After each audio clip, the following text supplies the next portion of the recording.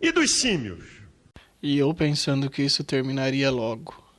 Vamos lá discutir a evolução do homem com o pastor Malafaia. Primata, homem macaco. Já viu as fotos? Aparece um cara assim primeiro, depois assim, depois assim e depois assim. Uma filhinha, já viu essas fotos na televisão ou em livro? Parece um cara com cara de macaco. Aí ele vai, né? Parece ele dobrado. Aí ele vai ficando em pé, ficando em pé, ficando em pé, até chegar no homem moderno.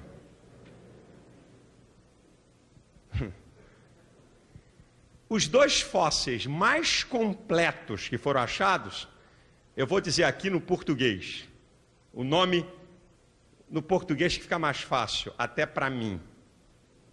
Não é nem para você. É chamado do homem de Neandertal. Estou certo, Vicente? Não é isso mesmo? Vicente, rapaz, dá uma luz pro pastor aí que ele tá meio enrolado, imitando macaco no palco. É Neandertal, Malafaia. Começa com D de dado e termina com T de tatu. É chamado homem de Neandertal. É o seguinte, foram achados fósseis, são os mais completos. Durante muito tempo se pensava que ele era o primeiro símio, o primeiro primata da escala evolutiva. Malafaia, pelo amor, né? Você tem noção do que você acabou de falar agora? O homem de Neandertal tem as suas origens datadas entre 200 e 250 mil anos atrás. E os primeiros primatas, de acordo com análises filogenéticas moleculares, são colocados 65 milhões de anos atrás na escala evolutiva. Você cometeu uma gafe de aproximadamente 64 milhões e 800 mil anos. Esse vídeo deve ter a maior quantidade de erros por frame do que qualquer outro no YouTube. A ordem dos primatas não engloba apenas humanos. Ela é muito mais abrangente.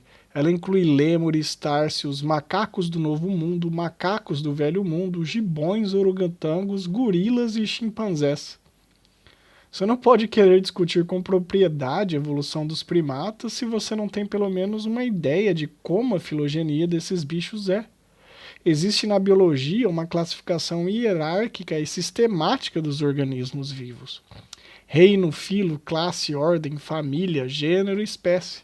O primeiro primata e os primeiros organismos pertencentes ao gênero Homo, como o homem de Neandertal, não fazem nem parte da mesma subordem. Eles estão um pouquinho afastados um dos outros na escala evolutiva.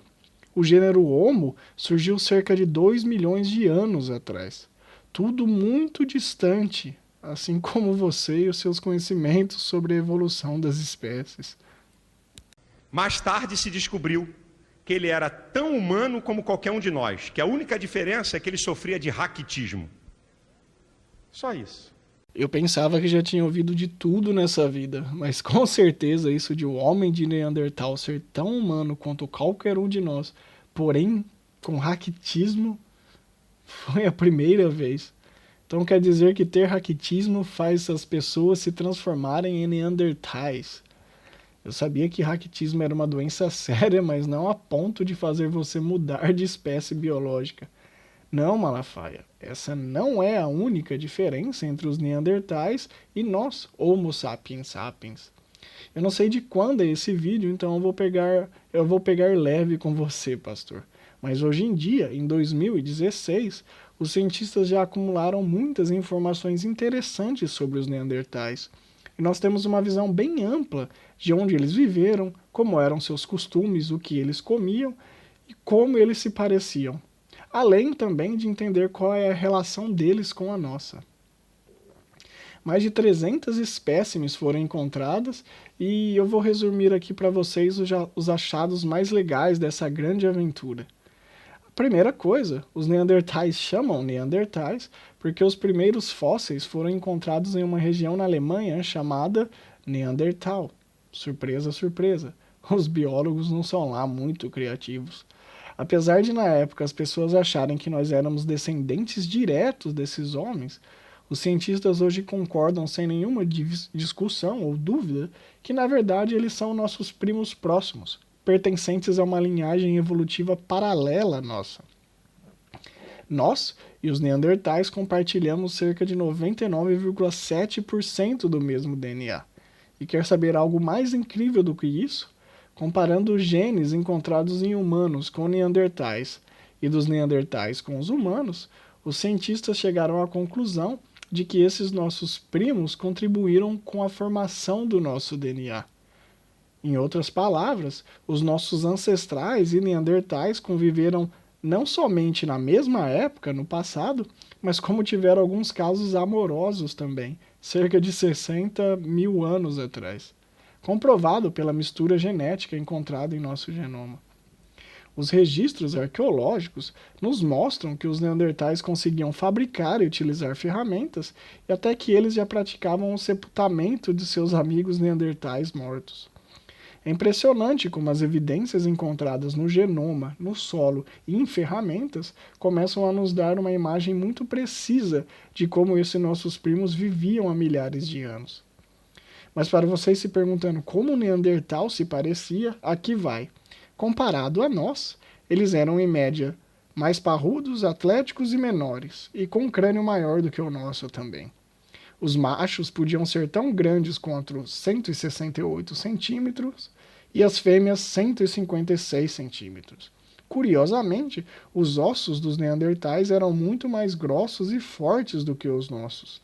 Totalmente o oposto do que se esperaria caso esses tivessem um sério caso de raquitismo, que é uma alta deficiência de cálcio nos ossos. Agora me diz, Malafaia, como os neandertais eram tão humanos quanto nós, sendo que tanto o genoma quanto a estrutura corpórea deles divergiam significativamente dos nossos, em termos evolutivos e biológicos, obviamente. Raquitismo somente não explica isso. Até hoje, não se sabe ao certo por que esses nossos primos foram extintos. Porém, eu selecionei 3 hipóteses que tentam explicar o porquê. Todas as hipóteses colocam nós, Homo sapiens sapiens, como a principal causa de extinção deles. Uma hipótese é que nós, humanos modernos, e os neandertais tivemos vários conflitos violentos no passado. Guerra. E isso, juntamente com mudanças climáticas, causaram a morte dessa linhagem evolutiva. Outra hipótese, bem menos agressiva, é de que esse cruzamento frequente entre humanos e neandertais foi causando ao longo do tempo a absorção genética de uma espécie em outra, até que os neandertais desaparecessem por completo. Eu acredito que eles chamam isso de hipótese do intercruzamento. E a última hipótese, publicada ano passado, em 2015, por uma antropologista americana, é a hipótese que eu acho mais divertida e interessante. E essa hipótese diz que a domesticação de lobos pelos Homo sapiens sapiens ajudou e muito na extinção dos neandertais.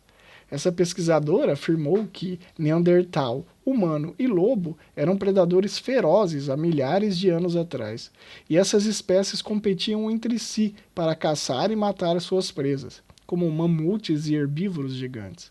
Porém, quando os humanos conseguiram de alguma forma domesticar os lobos, eles desenvolveram uma vantagem muito maior sobre os neandertais, transformando-se em caçadores muito mais eficientes e dificultando em muito a sobrevivência dos competidores, levando-os à extinção. Qual hipótese é a mais correta? Ainda nós não temos ideia. Porém, existem evidências genéticas e arqueológicas que suportam todas essas até certo grau. Mas a questão é que, apesar de termos descoberto muitas coisas legais sobre os neandertais, ainda temos muito a aprender com eles. Depois, ainda teve um detalhe. Mais tarde descobriram esqueleto humano, como eu e você, mais antigo do que esse. Aí acabou de chutar o balde. Malafaia, você que vem chutando baldes desde o começo desse vídeo. Qual o problema de existir um fóssil de humano mais velho que o fóssil de Neandertal? Como eu disse anteriormente, humanos e neandertais coexistiram juntos em uma mesma região do planeta por milhares de anos. É bem provável que alguns fósseis de Homo sapiens sapiens sejam um pouco mais antigos do que fósseis de Homo neanderthalensis, e vice-versa. Humanos não são descendentes diretos de neandertais, Malafaia. Na verdade, nós e os neandertais compartilhamos um mesmo ancestral comum entre 350 e 400 mil anos atrás. Essa sua afirmação só irá ser bem problemática se o fóssil humano encontrado superar em velhice os fósseis mais antigos de neandertais, porque hoje é bem estabelecido que a linhagem dos neandertais surgiu bem antes do que a nossa. Porém, eu não acredito nem um pouco que esse seja o caso, pois se tal descoberta fosse encontrada, isso botaria de pernas para o ar tudo o que conhecemos sobre a evolução do homem. E até hoje, em 2016, eu não li nenhum relato dessa magnitude nas revistas científicas. O outro fóssil encontrado é chamado Homem de Cro-Magnon. Mais bem dotado e mais forte do que o homem moderno, com uma capacidade cerebral maior do que o homem moderno. Cadê a evolução, meu filho? Onde é que ela está? Fósseis lá de trás de homens antigos com uma estrutura e uma estatura mais forte do que o homem de hoje. Como é que pode? O homem de hoje tem que ser mais forte do que o do passado se houvesse evolução. Malafaia, calma, meu amigo. Você está se exaltando muito. Respira. 1, 2. Pronto. Melhor? Legal. Mais uma vez, pastor, você nos deu um atestado de ignorância sobre como o processo evolutivo ocorre. Quem disse que ser mais forte fisicamente é uma vantagem evolutiva em todos os cenários possíveis? As características morfológicas inerentes a cada espécie são resultado da interação dessa espécie com as pressões seletivas que ela sofre ao longo das gerações. Não vou me aprofundar nisso porque já discutimos isso em detalhes na parte onde eu explico o que é o processo evolutivo e que a evolução também é uma árvore, não uma escada. Porém, eu não entendi o problema com o homem do Cro-Magnon. Como ele desafia a evolução das espécies e a evolução dos homens, simplesmente pelo fato deles terem uma composição óssea bem sólida, uma musculatura extremamente forte e um crânio maior do que o nosso? Malafaia, isso não é argumento contra a teoria da evolução. O homem de Cro-Magnon é uma evidência extremamente importante para entendermos como a evolução do homem ocorreu. Irei explicar. Primeiro, lembram que eu disse que os neandertais eram nossos primos? Pois é, os Cro-Magnons dão um passo além nessa relação com a gente. Os Cro-Magnons, na verdade, não são nossos primos, mas sim nossos ancestrais diretos, mais antigos encontrados no mundo. Em outras palavras, eles são nossos tataravós e avós. Os cientistas, nos últimos anos, têm comparado esses esqueletos de 43, 45 mil anos de idade com os nossos, e eles chegaram a essa incrível conclusão. As dimensões dos esqueletos e características corpóreas do Cro-Magnon não são suficientemente diferentes das nossas para os classificarmos como uma outra espécie totalmente distinta. Na verdade, esses esqueletos são nada mais, nada menos do que o esqueleto de nossos ancestrais diretos que viveram há milhares de anos atrás na Europa. Esses esqueletos correspondem ao dos seres humanos modernos, porém com algumas modificações bem mínimas. Uma das possíveis explicações sobre esse porte mais bombado e forte do Cro-Magnon reflete o estilo de vida desses humanos europeus. Os arqueologistas acreditam que os Cro-Magnon percorriam grandes distâncias para caçar e encontrar alimento. E para isso, eles precisavam, obviamente, de um corpo bem forte e desenvolvido para realizar essas tarefas. Quando os humanos começaram a desenvolver a agricultura e domesticar certas espécies de animais, eles ficaram mais sedentários, não precisando mais se deslocar grandes distâncias para se alimentar e sobreviver. Logo, o corpo dos homens modernos foi se adaptando a esse novo estilo de vida. A força que era essencial para a sobrevivência dos Cro-Magnons agora não mais exerce uma influência tão grande em nós. Centenas e centenas de gerações depois, com um toque sutil da seleção natural, e pronto, está aí uma possível explicação para essa diferença de porte físico entre os Cro-Magnons e nós. Você não está satisfeito com a resposta, Malafaia? Tudo bem. eu te ofereço uma outra análise muito mais interessante, realizada com material genético, suportando essa visão de que nós e os cromagnos somos intimamente relacionados evolutivamente. Os cientistas sequenciaram o genoma mitocondrial desses humanos, juntamente com o dos neandertais, e compararam esses resultados com o genoma mitocondrial de várias pessoas europeias atuais. Você quer saber o resultado? A sequência mitocondrial dos cromagnos são muito semelhantes e comuns a várias sequências mitocondriais presentes em indivíduos europeus atuais, demonstrando uma continuidade genealógica de aproximadamente 28 mil anos.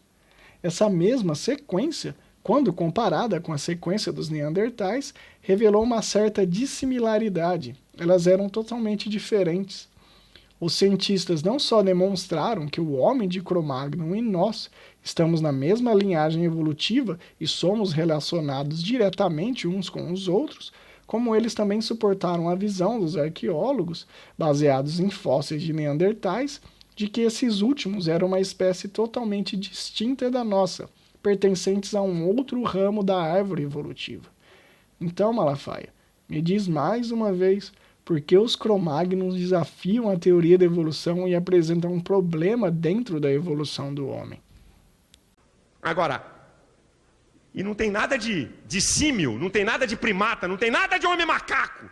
Malafaia, você sabe que você é um primata, né? Homem macaco chega quase a ser um pleonasmo. Não lute contra a sua própria natureza e despreze a sua família. Nós somos todos macacos, meu amigo. Agora, depois disso aí, meu filho, os fragmentos encontrados deram lugar à fraude, armação e invenção. Pessoal, vocês se lembram quando eu discuti o que era o método científico lá atrás, né? Então, aqui vocês vão começar a ver como o método científico e a ciência, além de ferramentas ótimas para investigar o que ocorre no mundo, podem ser utilizadas também para pulverizar qualquer traço de pseudociência e charlatanismo. Aí, o primeiro deles, que eles dizem que é o primeiro da família dos humanos, é chamado de Ramapithecus, o nome do cabra. Ramapithecus, pastor. Você errou de novo. Esse é o primeiro da família humana. Esse ainda está assim, ó, lá na foto. O tal do Ramapithecus, certo? Como é que eles chegaram a essa conclusão? Foram achados fragmentos da mandíbula inferior e alguns dentes. Como é que com apenas fragmentos de mandíbula e alguns dentes pode-se desenhar um cabra todo daquele? Pastor, não são necessários esqueletos completos e totalmente conservados para conseguirmos tirar algumas evidências sólidas sobre como as espécies vão evoluindo.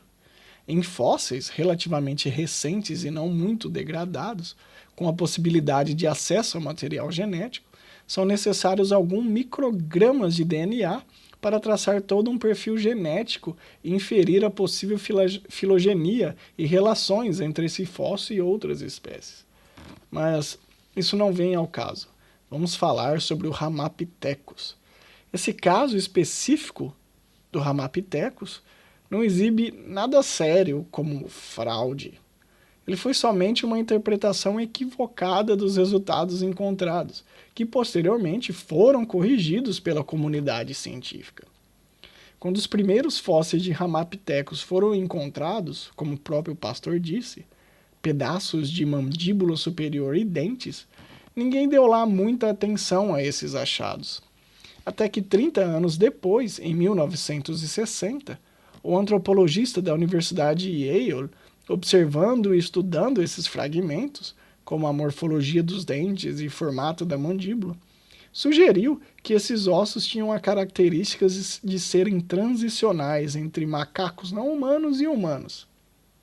Esse professor, ele deu um passo além e disse que os ossos representavam o primeiro passo evolutivo para a divergência dos homens a partir de um ancestral comum, que gerou as linhagens dos primatas modernos e nós.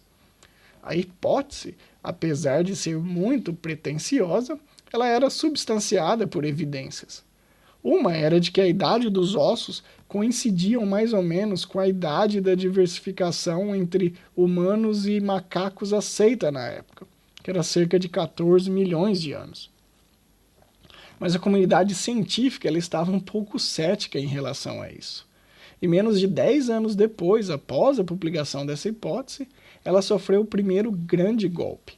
Cientistas moleculares, comparando a composição genética de proteínas do sangue, chamadas albumina, de vários animais diferentes, afirmaram que a divergência entre macacos e humanos aconteceu muito depois do que já estava estabelecido.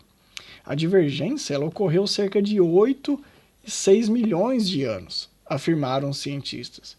Logo, como os fósseis de Ramapithecus são muito mais velhos do que essa divergência, é impossível que eles representem qualquer transição entre homens e macacos.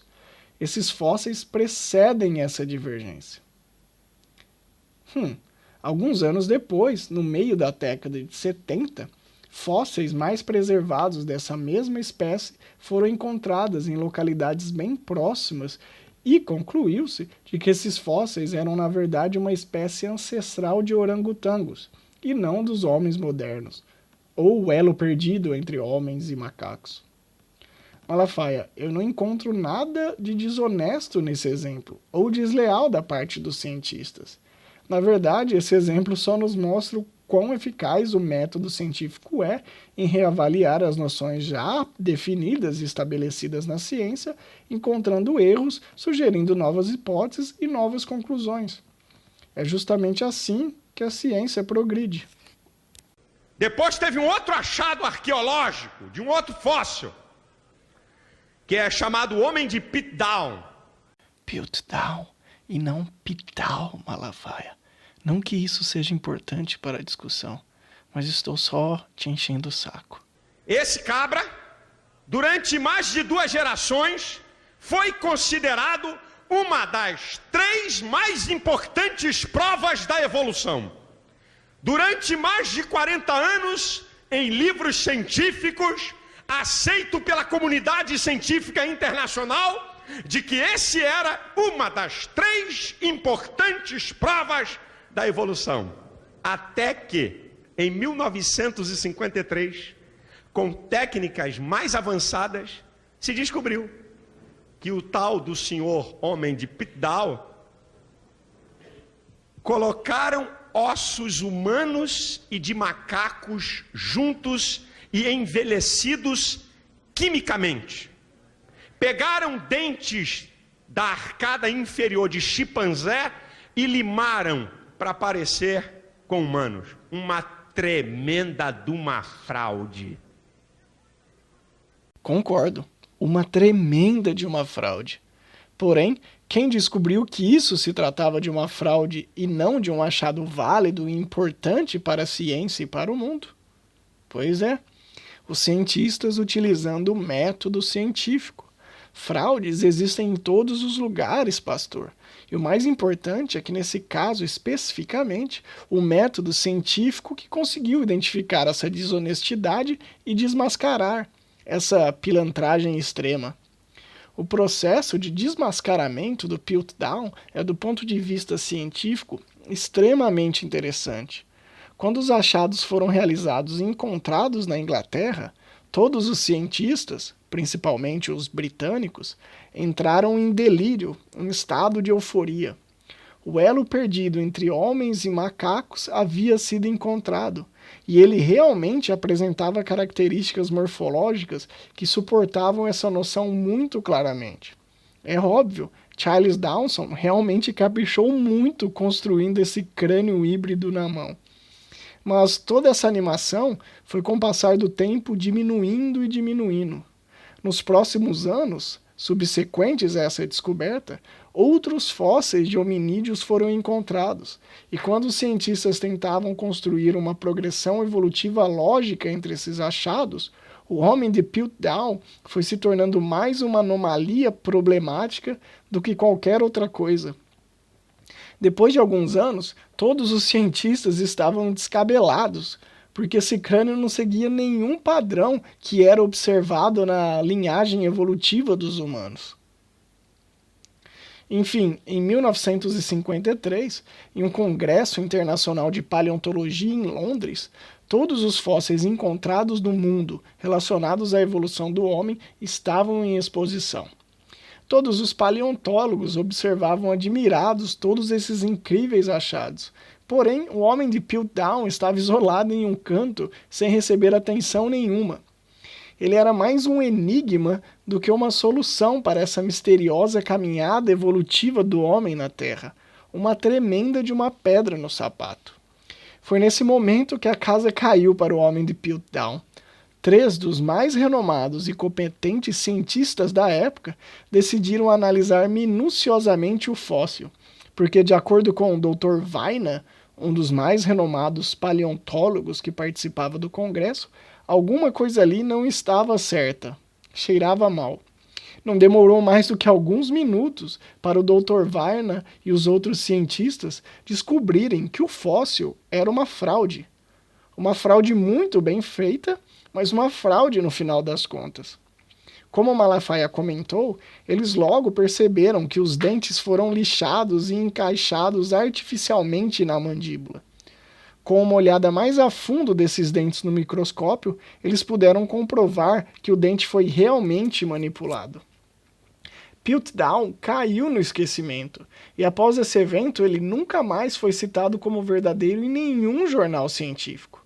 Cometer fraude e ser descoberto é um harakiri acadêmico. Qual a conclusão dessa história toda? De que o método científico não é confiável, como sugere o Malafaia? Não!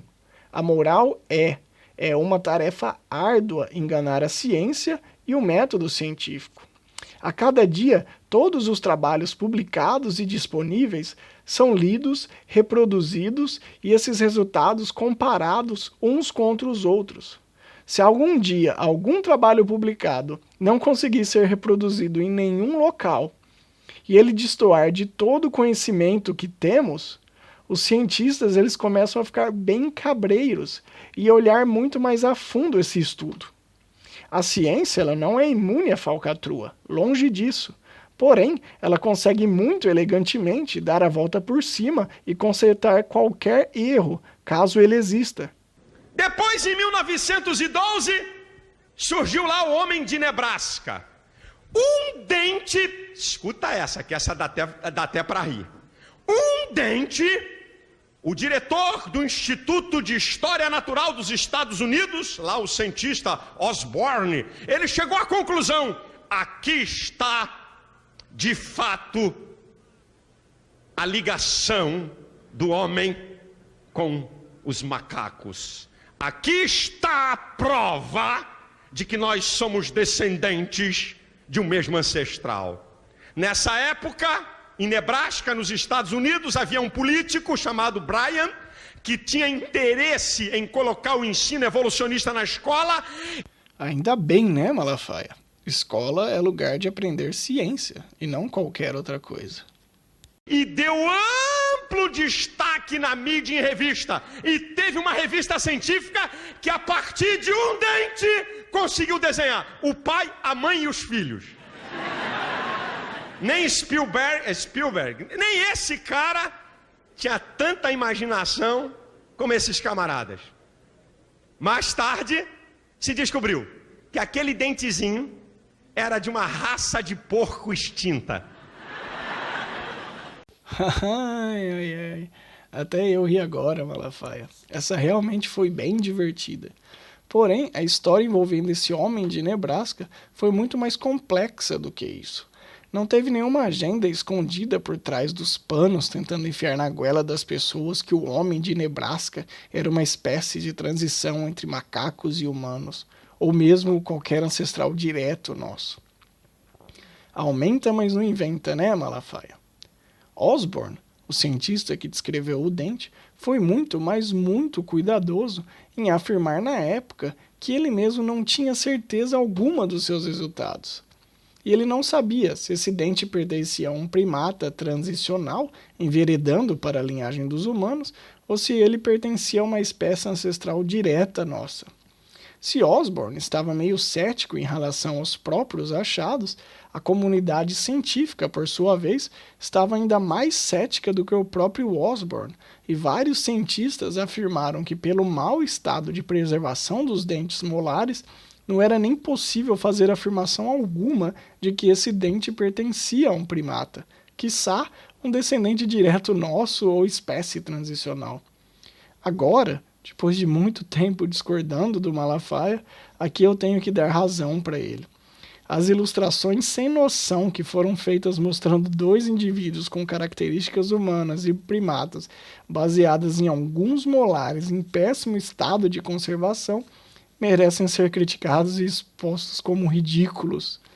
Nenhum animal inteiro pode ser reconstruído a partir de um único e mísero dente.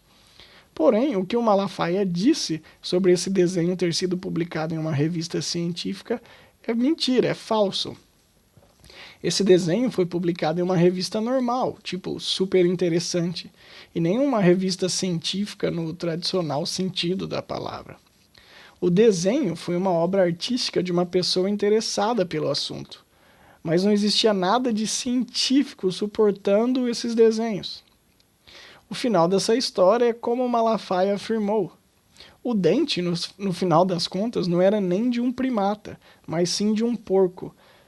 Pode parecer um grave erro, pessoas, mas do ponto de vista biológico, os dentes não são lá tão distintos.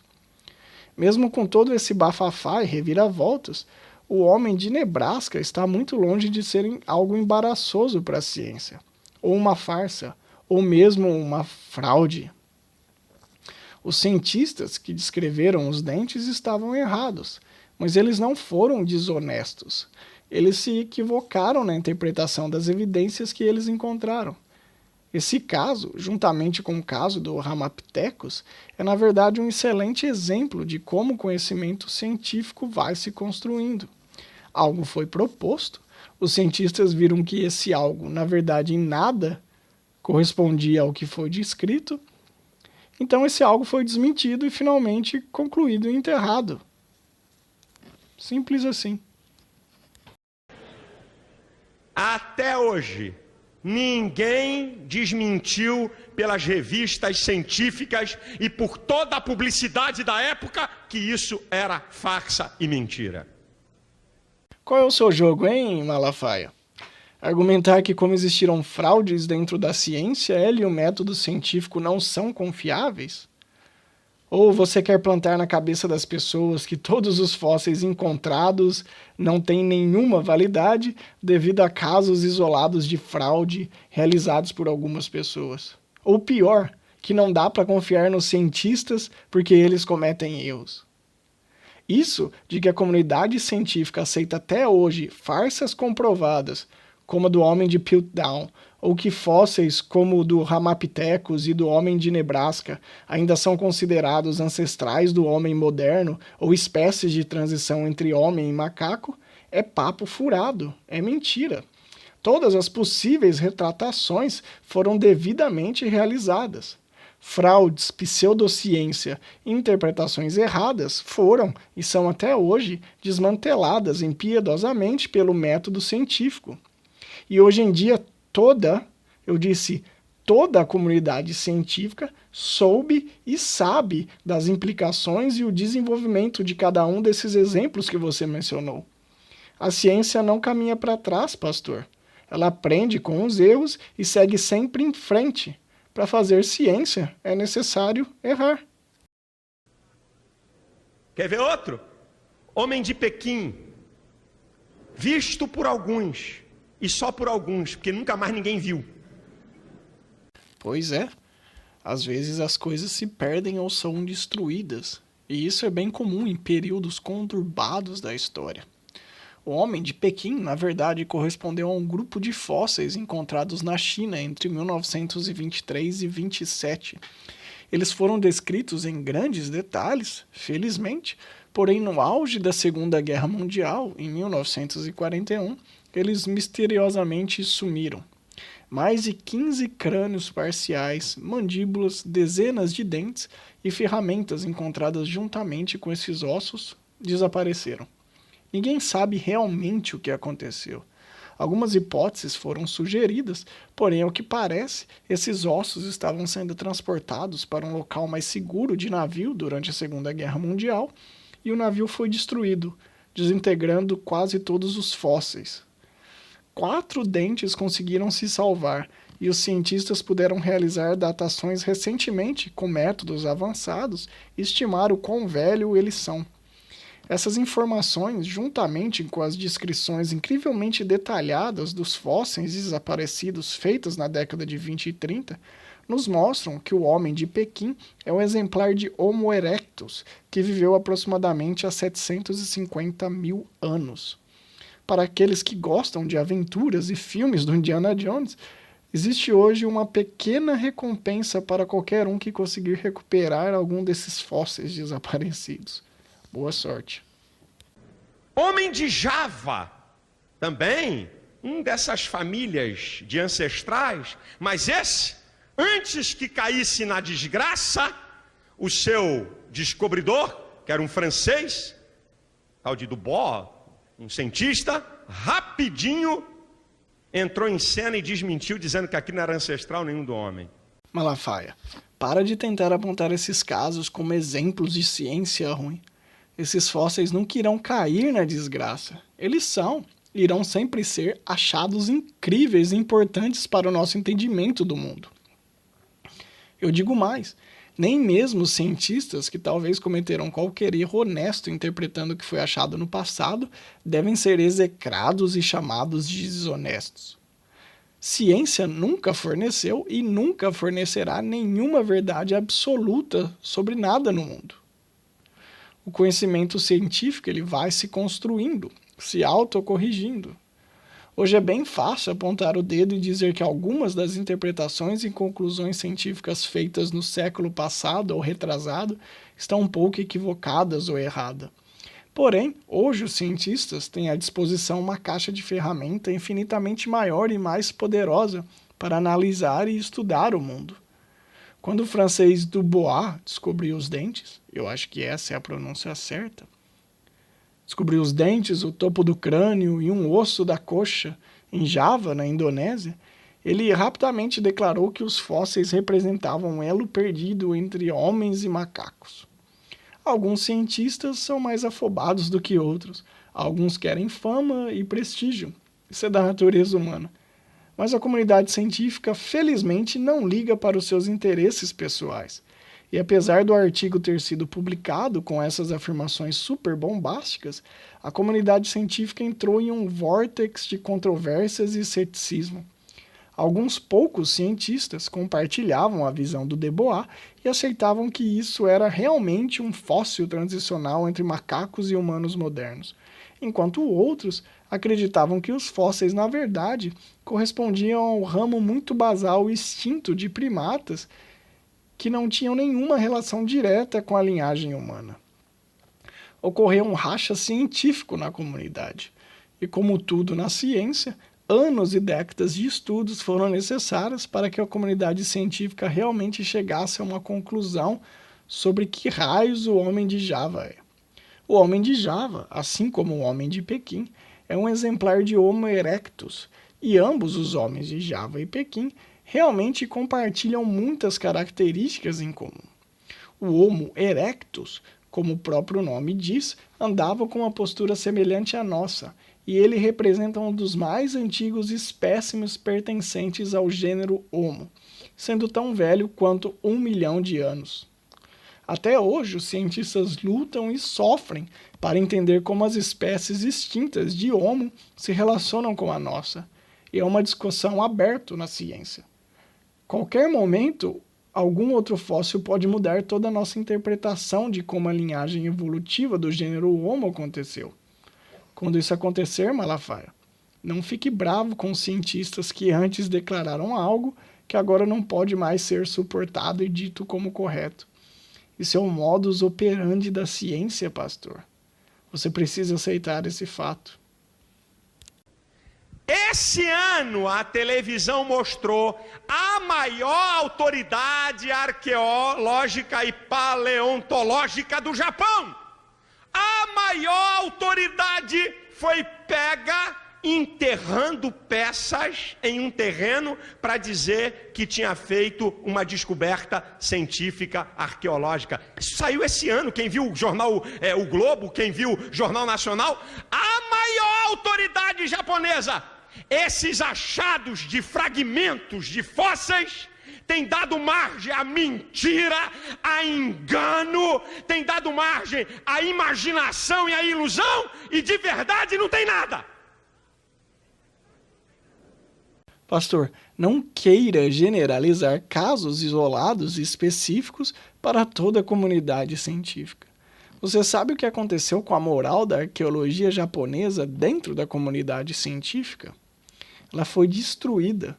Os próprios cientistas japoneses demitiram mais do que rapidamente o arqueólogo charlatão do museu em que ele trabalhava e anunciaram que todas as descobertas realizadas por esse pesquisador iriam ser reestudadas e reavaliadas. O golpe que a ciência no Japão sofreu devido a esse caso ressoa negativamente até hoje. Fraude, plágio e falsificação são crimes imperdoáveis dentro da ciência. Não importa se você ganhou 3 prêmios Nobel, descobriu a cura do câncer e a origem da vida. Se algum dia a comunidade científica descobrir que você foi desonesto, você irá pagar amargamente as consequências e talvez jogar fora uma vida inteira de sucessos. Mais uma vez, Malafaia, não desconfie de toda ciência e método científico, porque algumas pessoas são canalhas e vândalas. Mas, pastor, e as mutações? Que pulo! Voltamos para a biologia molecular. Dinâmico, Malafaia. O senhor falou dos fósseis, que é uma bomba contra a evolução? Não, eles não são, Malafaia.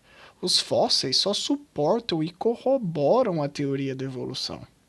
Se você puder assistir esse vídeo um dia ou ler qualquer artigo científico que não envolva criacionismo ou design inteligente, você verá como. Eu tenho várias boas referências para esse assunto também. Eu ficarei muito feliz em compartilhar isso com você e discutir qualquer assunto relacionado à evolução e à teoria da evolução, caso você tenha alguma dúvida. Porém, vamos estudar mais e abrir um pouco a cabeça para outras ideias. Viu, pastor? E que não contradiz a criação, porque Deus fez cada um segundo a sua espécie. E as mutações não podem produzir evolução? Pastor, mutações são uma das evidências observáveis de que o processo evolutivo existe. Evolução nada mais é do que modificação ao longo do tempo. Todas as modificações em qualquer característica, seja ela comportamental, morfológica ou fisiológica, pode, em teoria, e muitas vezes na prática, ser mapeada de volta para o material genético e, em última instância, para as mutações observadas nas sequências de bases nitrogenadas que compõem cada um dos organismos. Simplesmente o fato de mutações existirem já é o suficiente para demonstrar que as espécies estão evoluindo ao passar do tempo. Não é um conceito tão difícil de entender. Mutações, além de produzirem evolução, produzirem entre aspas, são um reflexo direto da evolução das espécies ao longo do tempo. Querido, a mutação causa desordem, não ordem. A mutação diminui a complexidade dos organismos. A mutação involui, não evolui. A mutação faz o organismo e as coisas decrescerem, e ela causa uma coisa chamada entropia, desordem no sistema. Mutação, em hipótese alguma, produz evolução. Ao contrário, produz involução. Querido pastor, você realmente não tem a menor ideia do que você está falando. Que história é essa de involução? As mutações, juntamente com o fluxo genético e sexo, são as principais fontes de variação genética nos organismos. As mutações, especificamente, são mudanças no DNA das espécies. Tudo que eu expliquei anteriormente sobre a teoria da evolução pode ser aplicado nesse caso sem pôr nem tirar. As mutações surgem no DNA das espécies e elas não tentam suprir o organismo com o que o organismo precisa para sobreviver. Essas mutações vão se acumulando no DNA em diferentes taxas, porém, elas não acontecem ou deixam de acontecer dependendo do quão úteis elas serão para o organismo que a carrega. As mutações são aleatórias. Elas não têm um sentido ou uma meta maior. Além do mais, é preciso fazer um alerta aqui. Não são todas as mutações que são importantes para o processo evolutivo. As mutações podem ocorrer em qualquer lugar do corpo, visto que todas as células apresentam DNA que está sendo constantemente replicado. E caso uma mutação aconteça, por exemplo, em um hepatócito, que são as células do fígado, ela não irá ser passada para os seus descendentes e não causará nenhuma mudança evolutiva significativa. Os biólogos dizem que essas mutações que não ocorrem nas células reprodutivas e não são herdáveis são chamadas de mutações somáticas. A causa dessas mutações pode ser variada, porém um dos principais fatores da modificação do material genético ao longo das gerações nas espécies é o simples fato de nosso maquinário molecular, que se encarrega de replicar nosso material genético, ser falho. Quando o nosso DNA é copiado, essa cópia ela não é perfeita e pequenos erros vão sendo introduzidos no nosso DNA. Cada ciclo e replicação do nosso DNA é suficiente para refutar essa ideia de que as espécies são perfeitas e acabadas. A maioria das mutações que encontramos na natureza são mutações que ocorrem naturalmente, devido à imperfeição de certas enzimas em replicar devidamente o nosso material genético. Dependendo da fonte, artigo científico e livro didático, os autores podem dividir essas mutações em várias categorias diferentes, dependendo dos efeitos dessas no organismo que a carrega. Eu já mencionei anteriormente, mas as mutações podem ser classificadas em neutras, deletérias e positivas. O que define em qual categoria cada mutação se encaixa é nossa velha amiga seleção natural. Imaginem-se dentro dos testículos de seus respectivos pais, antes mesmo de vocês nascerem. Vocês estão lá presenciando todo o processo meiótico em sua plenitude. E, de repente, vocês conseguem observar que durante a formação dos espermatozoides ocorreu uma mutação em uma determinada parte do DNA. Vocês poderiam pensar, vixe, lascou. Porém, vocês logo depois perceberam que essa mutação ocorreu em um pedaço de DNA que não codifica nenhuma proteína importante. Essa mutação ela não vai ocasionar nenhuma modificação no fenótipo de vocês. A mutação existe, porém sem nenhum efeito aparente. Nós, biólogos, chamamos essa mutação de neutra, ou quase neutra, em alguns casos. E não se preocupe, o pai de vocês ainda irá gerá-lo sem nenhuma anormalidade. Porém, meiose vai e meiose vem, e vocês conseguem ver uma outra mutação, e agora em uma região do DNA onde é codificada uma proteína importante para a futura sobrevivência de vocês. Agora vocês dizem com propriedade, estamos realmente lascados. Mas, depois de analisar atentamente essa mutação, vocês percebem que apesar dela ter ocasionado uma mudança no aminoácido pertencente a essa proteína importante, esse aminoácido apresenta as mesmas características físico-químicas do anterior, e logo a função dessa proteína importante ainda irá ser mantida. Ufa! Temos um outro caso de mutação neutra, essa, porém, dentro de uma região codificante do nosso DNA. Em outras palavras, vocês ainda continuarão a ser um embrião saudável e feliz. Agora vamos para os casos dramáticos. Imaginem vocês que essa mutação em uma parte codificante do DNA altere agora profundamente a forma de uma proteína super importante e, consequentemente, a sua função. Por exemplo, em um gene importantíssimo dentro do processo de respiração celular. Essa proteína não funciona, você não consegue transformar açúcares em energia, não produz ATP direito e, posteriormente, vocês não conseguem se desenvolver como um embrião. A seleção natural os eliminou do mundo. Essa mutação super malvada tem o nome de deletéria. Ela causa um prejuízo ao organismo que a carrega, podendo levar à morte do mesmo em casos extremos e em casos mais brandos, prejudicá-los bastante, a ponto de vocês conseguirem sobreviver, porém com sequelas terríveis. Essa é a segunda categoria que podemos classificar as mutações, deletérias. E agora você está pensando, então o Malafaia está certo, mutações só causam danos aos organismos. Nada de bom pode surgir do DNA se modificando à torta e à direita. Errado.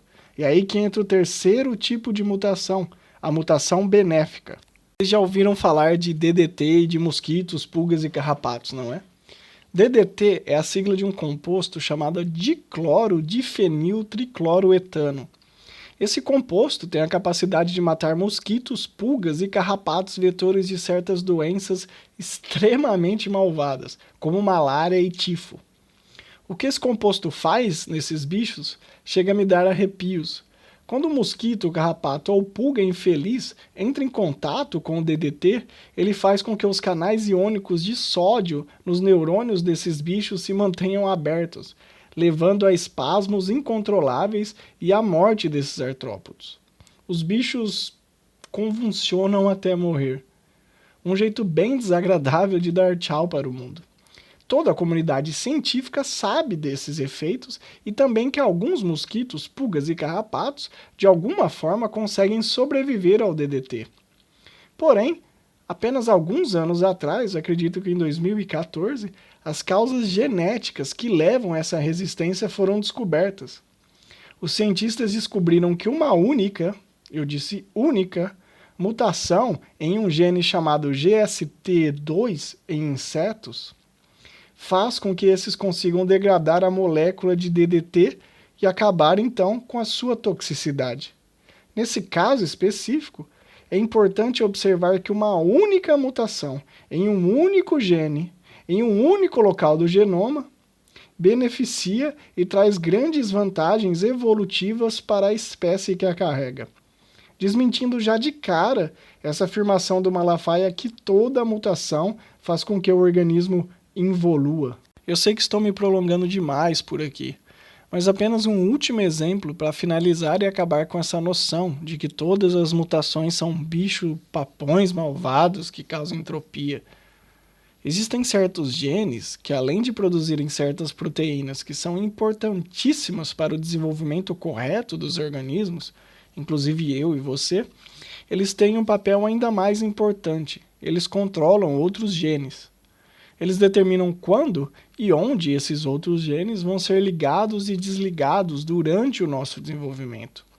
Uma pequena mutação nesse gene específico pode mudar em muito a maneira que nós vamos nos desenvolvendo e somos construídos.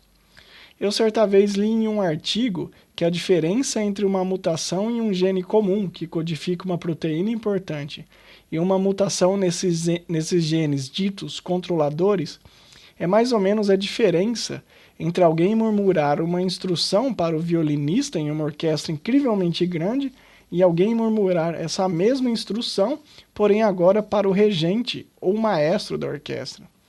O impacto de mudar o comportamento do maestro é muito maior e eficaz do que mudar o comportamento de um único membro da orquestra.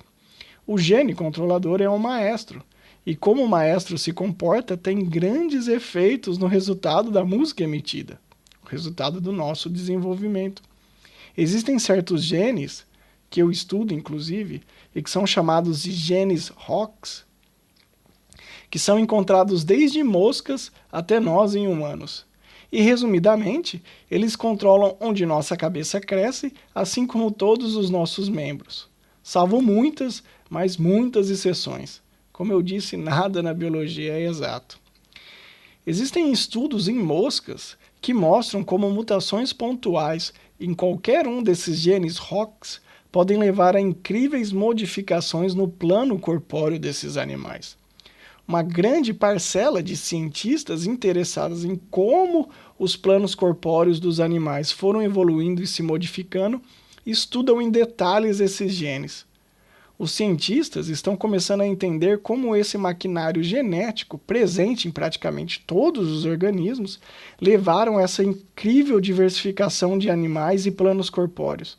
E o mais interessante, grande parte dessas modificações provém de mutações super pontuais nesses genes extremamente importantes. Logo, isso de que mutações só causam desordem está muito, mas muito longe de ser verdade. As mutações podem prejudicar ou ajudar em muito as espécies que as carregam. Tente outra, Malafaia, porque nada no registro fóssil e em nosso registro genético desprova a teoria da evolução. E o código genético? Outra bomba em cima da evolução. Antes eu tinha dúvida, Malafaia, se você realmente estava falando sério ou brincando sobre todos esses aspectos envolvendo a teoria da evolução. Mas agora eu tenho certeza que você é um brincalhão. Como o genoma das espécies desprova a teoria da evolução? É justamente o oposto.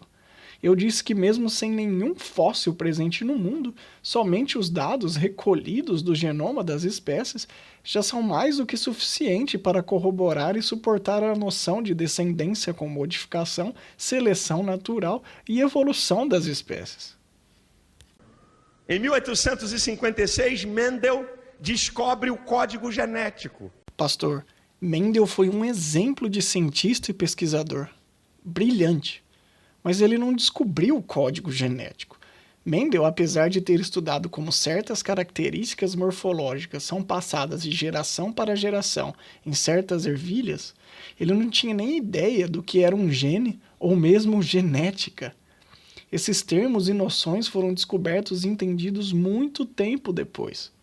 Mendel demonstrou que existiam coisas invisíveis que eram responsáveis por certas características visíveis e identificáveis em ervilhas, e que essas características podiam ser preditas quantitativamente em proporções específicas. Todos nós conhecemos a primeira lei de Mendel, a segunda lei de Mendel. Mendel chamou essas coisas invisíveis responsáveis por essa mudança de fatores. Entretanto, ele não tinha nem ideia do que essas coisas eram. Hoje, nós damos o nome de gene para esses fatores invisíveis. Mas Mendel era totalmente ignorante sobre DNA, proteínas e muito menos sobre o que é o código genético. O que é o código genético? Características de uma espécie são transferidas para gerações futuras da mesma espécie. Características de uma espécie são transferidas para gerações futuras da mesma espécie. Malafaia, você está confundindo termos e definições de novo. O que você tentou definir está mais para a definição de genoma do que a definição de código genético propriamente dito. Eu sei que você não precisa saber de tudo, porque afinal, nem biólogos que não trabalham com biologia molecular, genética e bioinformática sabem definir essa diferença sutil entre esses termos. Porém, como você está aqui tentando refutar a teoria da evolução, é bom você ajeitar na sua cabeça o que esses termos significam. O código genético nada nos diz sobre características que são passadas de uma espécie para outra. O código genético é um conjunto de regras definidas e exatas que nos diz como o código de 4 letras no DNA, ou seja, como os A's, T's, C's e G's, são traduzidos para o alfabeto de 20 letras que compõem os aminoácidos. Esse que, por sua vez, são os blocos essenciais para a construção das proteínas. O código genético, apesar de ser dito universal, apresenta pequenas variações. Por exemplo, as nossas mitocôndrias apresentam um diferente conjunto de regras para produzir as suas proteínas a partir do seu DNA. Porém, isso foge do escopo da nossa conversa. Se o código genético nos diz quais são as regras para produzirmos as nossas proteínas, qual é a definição de genoma? Bom, genoma é o conjunto completo de informações de um organismo. É nele que reside a informação requerida para um organismo funcionar adequadamente. Nos organismos vivos, o genoma é organizado em moléculas de DNA chamados cromossomos. Dentro desses cromossomos existem regiões chamadas genes, que codificam RNAs e proteínas necessárias para vivermos. Nós temos em nosso genoma 23 pares de cromossomos, mais ou menos 6 bilhões de A's, T's, C's e G's. Essa é a definição de genoma. E por mais que eu queira aceitar essa sua definição, Malafaia, eu não consigo encaixar isso de cada um segundo a sua espécie dentro dessa definição. Não sei por que você aparentemente adora essa frase. Cada espécie foi programada de maneira peculiar para produzir a própria espécie e não de maneira acidental produzir uma outra espécie. É cada um segundo a sua espécie. Tirando o fato de eu estar meio surdo, eu gostaria de saber o porquê disso de cada um segundo a sua espécie. Pastor, a definição de espécie é algo que discutimos anteriormente. Mas o mais importante de colocar na cabeça é que essa classificação, seja ela seguindo o conceito que for, é algo transitório. As espécies não são entidades fechadas e imutáveis. Elas mudam bem devagar ao longo das gerações. O Homo sapiens sapiens pode no futuro ser classificado de outra maneira. Lembre-se, pastor, estamos todos, sem exceção, evoluindo. Mas isso nem é o que mais me incomoda nesse seu discurso. Essa noção maluca de como o processo evolutivo funciona é o mais impressionante de tudo isso. Eu acho que captei bem essa ideia. Eu gostaria de pedir a atenção de vocês alguns minutos para exemplificar como Malafaia e os criacionistas enxergam o processo evolutivo e como o processo evolutivo realmente é. Vamos tomar, por exemplo, toda essa discussão da origem e evolução do homem. Aqui vai um pequeno clipe de como os criacionistas veem o surgimento do homem durante o processo evolutivo.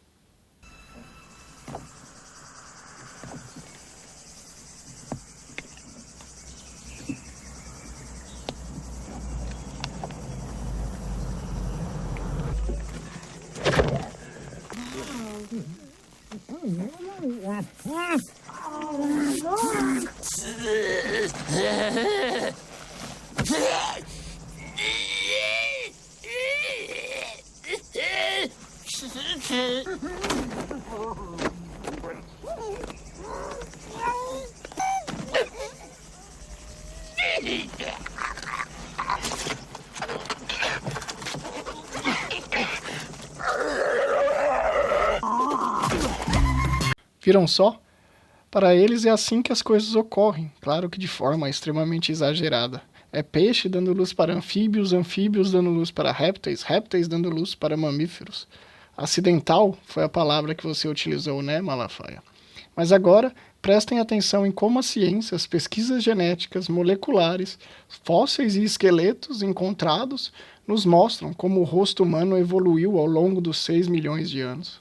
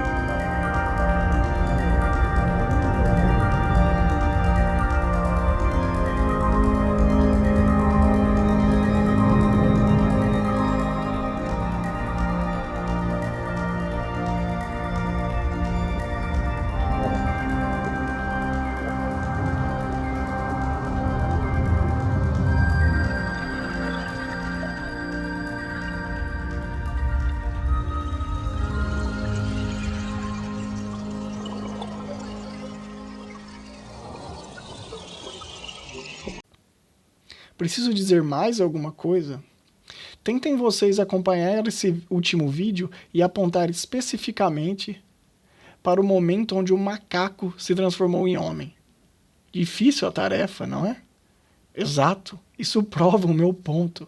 O processo evolutivo é feito de mudanças lentas e graduais ao longo dos milhões de anos.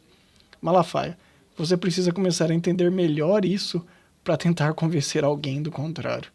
O que está na Bíblia há mais de 4.000 anos, Mendel comprovou em 1856. Mendel, pobrezinho, nem sabia o que era um gene, pastor. Que só um genoma. Como ele pôde concluir isso fazendo experimentos bem pontuais em ervilhas? Ele não fez, Malafaia. Outra afirmação falsa. Não dá para ter evolução, porque cada espécie só produz a sua espécie. E agora, com o projeto Genoma Humano? Um projeto que foi feito para durar 15 anos, que começou em 1990, com base em 18 países, inclusive o Brasil. O genoma humano, ele está mapeando os genes e os bilhões de bases químicas do DNA. Aqui você mandou bem, pastor. O projeto Genoma Humano realmente fez um esforço homérico para sequenciar e identificar os bilhões de bases presentes em nosso genoma. Eu poderia acrescentar que uma das metas do projeto Genoma também foi a identificação de todos os nossos genes responsáveis pela codificação do nosso maquinário proteico. E para os curiosos, se pegarmos os 46 cromossomos e seus 6 bilhões de bases, nós iremos encontrar somente alguns milhares de genes codificantes de proteína. Cerca de 25 mil. Impressionante e nada esperado esse resultado, não? Sabe qual foi? Há uma conclusão que o genoma, o estudo, isso é coisa atual, meu irmão. Isso é coisa de agora. Sabe o que o genoma humano chegou à conclusão? Sei não. Fala aí, pastor. Qual a conclusão do projeto Genoma Humano?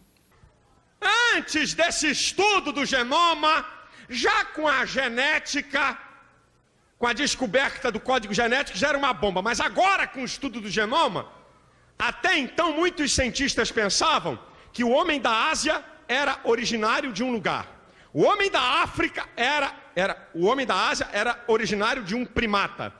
O homem da África era originário de outro primata. Cada região do mundo, cada ser humano era originário de um primata daquela região. É difícil não se embananar quando estamos falando coisas que surgem do nada na nossa cabeça, né, pastor? Como assim? Cada população distinta de Homo sapiens sapiens foi originada de um ancestral recente e comum diferente? Ou, em outras palavras, o ancestral comum e mais recente de asiáticos é diferente do ancestral comum e mais recente dos europeus, e esses, por sua vez, diferentes do ancestral comum e mais recente dos africanos. E por aí vai? Não, pastor, não é bem assim. Existem duas grandes hipóteses para a origem e dispersão do homem no mundo. A hipótese chamada Out of Africa, fora da África, a mais aceita atualmente pelos cientistas, e a hipótese que diz que os seres humanos modernos estavam presentes na África e na Ásia simultaneamente. Mais ou menos essa ideia que o Malafaia descreveu. Apesar de parecer boba essas distinções, vocês pararam para pensar nas implicações dessas duas hipóteses, tanto biológicas quanto políticas? Se levarmos em consideração a última hipótese, seres humanos modernos são descendentes de duas espécies ancestrais não relacionadas evolutivamente. Isso quer dizer que características que são exclusivamente humanas, como a nossa capacidade de falar, discursar e colocar vídeos no YouTube, apareceu pelo menos 2 vezes na história evolutiva. Isso é chamado de evolução paralela, onde linhagens evolutivas distintas desenvolvem características similares e parecidas devido a pressões seletivas semelhantes. Ambas as linhagens evolutivas desenvolveram uma estratégia em comum para lidar com as mesmas pressões seletivas. Esse fenômeno ele é bem detalhado na biologia, com vários casos descritos. Porém, mesmo considerando as implicações biológicas dessa origem dos homens modernos, a ideia por trás dessa hipótese, do ponto de vista político, é muito mais profunda e aterrorizante.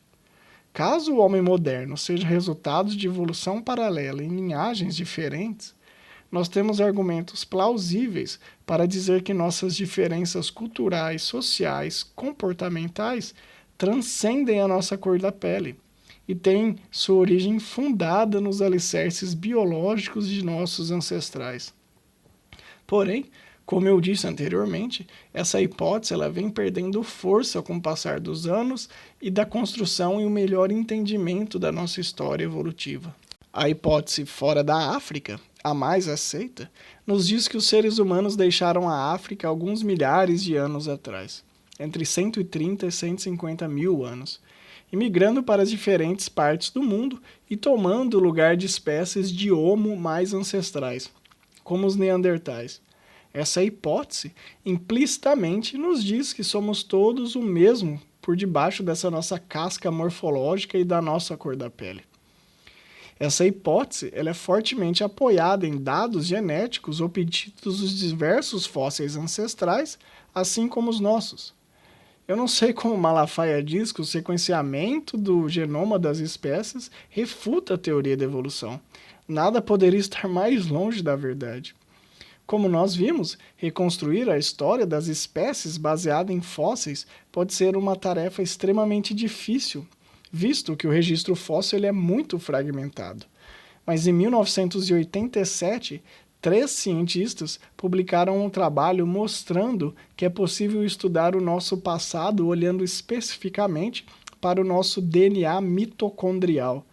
Utilizando essa abordagem, eles concluíram que o ancestral comum de todos os humanos viveu na África cerca de 200 mil anos atrás.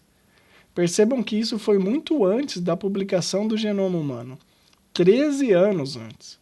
Vocês podem se perguntar por que material mitocondrial foi utilizado para fazer essa filogenia e não genes pertencentes aos nossos cromossomos.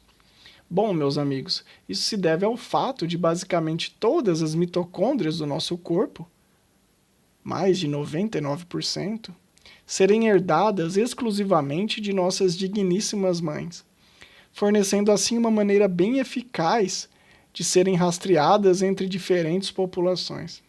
E também por elas apresentarem uma taxa evolutiva muito rápida. O DNA mitocondrial sofre muitas mutações, essas que são utilizadas para medir o quão velho esse pedaço de DNA é, visto que a taxa de mutação é mais ou menos constante ao longo do tempo. Sabendo quanto um fragmento de DNA muta e quão frequente isso ocorre, os cientistas conseguem estimar o tempo, a idade que esses pedaços de DNA têm. Os cientistas conseguiram traçar uma cadeia inquebrável de descendência matrilineal de todos os grupos de seres humanos de volta até na África. Curiosamente, os cientistas chamaram essa mitocôndria pertencente ao nosso ancestral feminino mais recente e comum de mitocôndria da Eva, Mitochondrial Eve, como uma alusão mesmo à Eva do Velho Testamento. O mesmo foi feito utilizando o cromossomo sexual masculino Y em estudos mais recentes. Os cientistas também encontraram uma cadeia contínua de descendência patrilineal que leva até nosso ancestral comum mais recente na África. O mais incrível é que ambas as datações se sobrepõem e suportam essa noção de que o ancestral comum mais recente de todos os homens, os seres humanos modernos, realmente é africano. Era, na verdade. Então, pessoas, para concluir, nós, americanos, europeus, asiáticos, polinésios e todas as culturas e etnias que vocês conseguem imaginar e contar, somos ligados evolutivamente até tempos passados em algum local lá na África.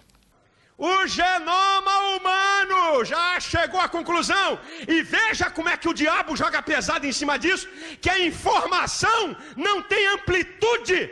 Quando um camarada acha um pedacinho de osso e diz que aquilo é de um ancestral, aparece no Fantástico, aparece na primeira página dos jornais, aparece na Veja, na Isto É, sei lá em quê.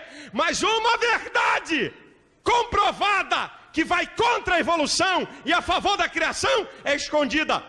Diabo, informação, amplitude. Estou um pouco assustado, pastor, mas mais intrigado em saber o que no genoma humano comprova o criacionismo e desprova a evolução. E pior, que não foi divulgado, que está em segredo, guardado às 7 chaves por uma das iniciativas globais mais interconectadas, envolvendo dezenas de países e bilhões de dólares investidos. O que todos esses países, pesquisadores e diferentes governos esconderam do mundo? Qual foi essa misteriosa revelação do projeto Genoma Humano que não teve divulgação nenhuma, pastor Malafaia? O genoma humano chega à conclusão que todos os homens descendem de um só, e que foi lá na África Oriental. Tá, né? Se vocês pudessem ver a minha cara. Pastor, um dos pilares da teoria da evolução é a ancestralidade em comum. A teoria da descendência em comum prevê que todos os organismos do mundo, algum dia, milhões de anos no passado, compartilharam um único ancestral em comum. Não faz sentido você querer argumentar que a ancestralidade em comum dos organismos desbanca a teoria da evolução. Ela justamente dá força para a teoria. Caramba, pastor, eu já havia ouvido falar de viés de confirmação, mas o que você está fazendo aqui é uma versão super poderosa e marombada disso. Não é possível. Sem palavras. O que é que a criação diz? Que Deus fez Adão. A partir dele veio todos os homens. Jornal O Globo, 25 de dezembro de 2002. Agora, lá atrás. Isso não está na primeira página não, meu filho. Está aqui. Ciência e Vida. O verdadeiro Adão viveu na África. Cientistas sustentam que a humanidade descende de um ancestral comum. Como isso vai a favor do criacionismo e contra a teoria da evolução? E como isso é segredo? Eu acredito que grande parte das pessoas, dentro e fora da área acadêmica, científica, já ouviram falar dessa descoberta. Foi para fechar mesmo com chave de ouro, hein, pastor?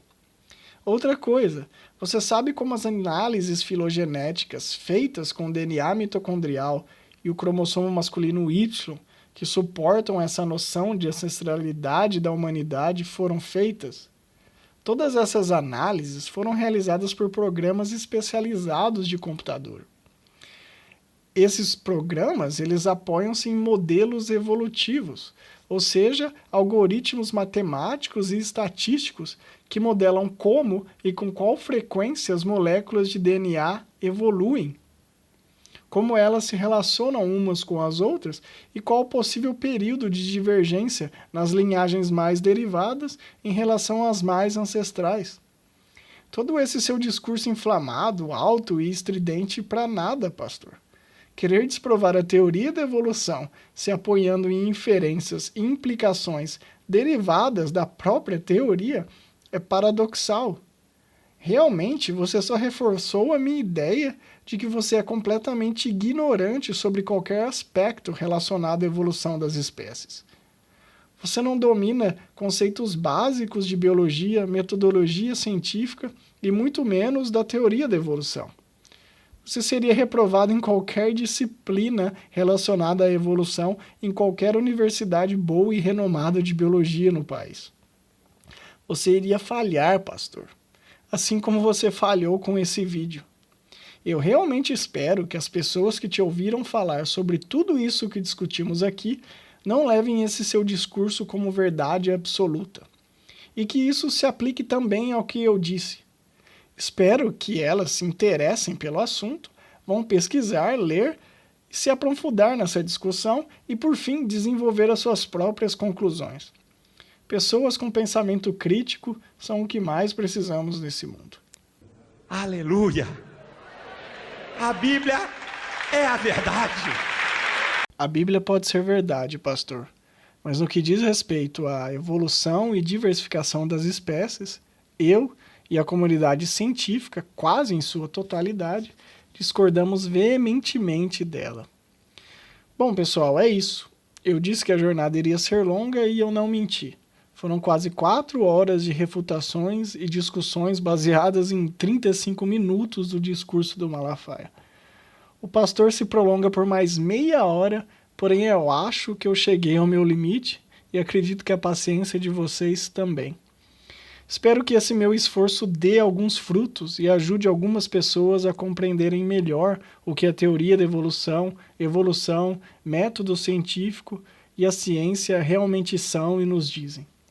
Obrigado pela atenção de todos e Malafaia, obrigado pela base de toda a minha argumentação nesse vídeo. Falta muito para você ou qualquer criacionista encontrar e apontar qualquer erro dentro da teoria da evolução. Estude mais, largue suas falácias e discursos inflamados e se foque mais no que realmente a ciência diz. Se você quer discutir ciência, obviamente. É isso, até logo pessoal, adiós, auf Wiedersehen.